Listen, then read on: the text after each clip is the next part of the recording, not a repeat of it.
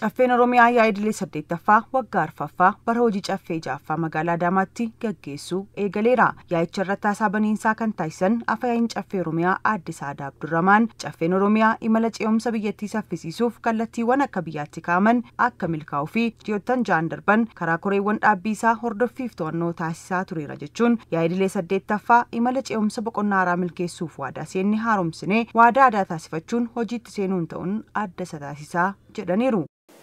Karoora qaamolee mootummaa jalqaba bara bajataa irratti raggaasisuun kallattiiwwan gurguddoo imala keenya saffisiisan kaa'uun isaa ni yaadatama.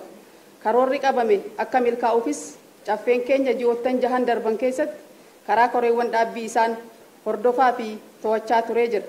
Yaa'iin idilee 8ffaa kunis imala ce'umsa boqonnaa haaraa milkeessuuf waadaa galle haaromsinee barii murteewwan gurguddoo fi seena qabeessa ta'an yaa'ii idilee lammaffaa paartii badhaadhinaa darban kan ittiin gaggeeffamu ta'uu isaa adda taasisa. Dhaabbilee ciccimoo sirnaaf mootummaa ijaaran giddu galeeffachuun mul'ata guddina biyyaaf qabame milkeessuuf xiyyeeffannoon hojjetamaa akka jiru eeranii duudhaalee obbolummaa fi walqixxummaa cimsuun birmadummaa dinagdee yaadama mandhalleen utubameen badhaadhina hunda galeessa galmeessuufis hojjetamaa jiraachuu dubbataniiru. Imala ijaarsa biyyaa dhugoomsuuf duudhaalee obbolummaa fi tokkummaa walqixxummaa ummatootaa karaa hammateen dhaabbilee ciccimoo sirnaa fi mootummaa cimaa ijaaran giddugala godhachuudhaan kallattiiwwan misooma haqa qabeessa ta'e badhaadhina biyyaa milkeessuudhaaf mul'ata qabanne milkeessuuf hojjechuu irratti argamna.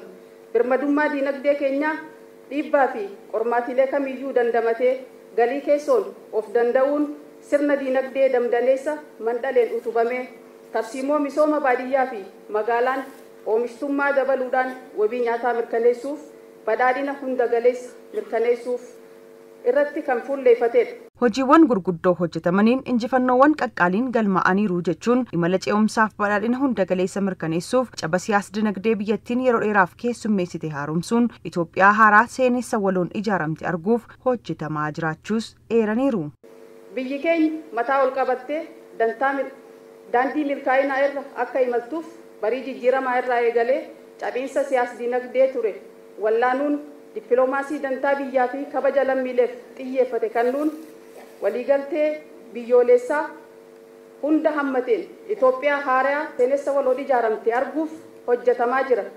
Kunneen ida'ama yaadaa fi gocha lammiilee fi walharkaa fuudhiinsa dhalootaatiin kan mirkanaa'u ta'uu hubachiisuun barbaada. Mootummaan naannoo Oromiyaa badhaadhina hunda galeessa fiduuf nageenyi bu'uura ta'uu isaatti amanuun waamicha nageenyaa yeroo adda addaatti taasiseen qaamolee hidhannoo hiikkachuun daandii nagaatti dhufan galateeffachaa kanneen hafanis afayaa'iin caffee Oromiyaa Aadde Saadaa Abdurrahmaan yaa'ii 8ffaa waggaa arfaffaa bara hojii caffee ja'affaa caffee Oromiyaa ta'aa jiru irratti waamicha irra deebiin dhiyeessaniiru. Kanneen hafanis boqonnaa wal waraansaa cufuudhaan daandii nagaa filattanii qe'ee nagaan keessaa baatanitti akka deebitaniif balballi keenya banaa ta'uu isaa ibsaa maqaa koo fi maqaa kabajamee caffee kanaan irra deebi'ee waamicha taasisa.